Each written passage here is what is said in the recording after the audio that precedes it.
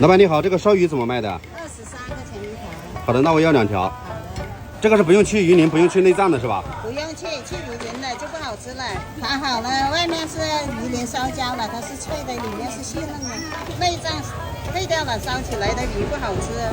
这个烤好了就直接吃了是吧？没有，还加很多野菜。这个全部都是野菜。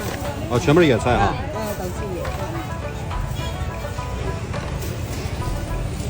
这个上辣椒多一点吧。好的。你能不能吃辣椒？可以。可以。这个是红辣椒。这个是什么？秘制的佐料。搅拌一下。鱼翅、鱼尾把它对掉。阿姨，这个内脏也是可以吃的是吧？可以吃，这个鱼是那个清水鱼，很多人都喜欢吃的。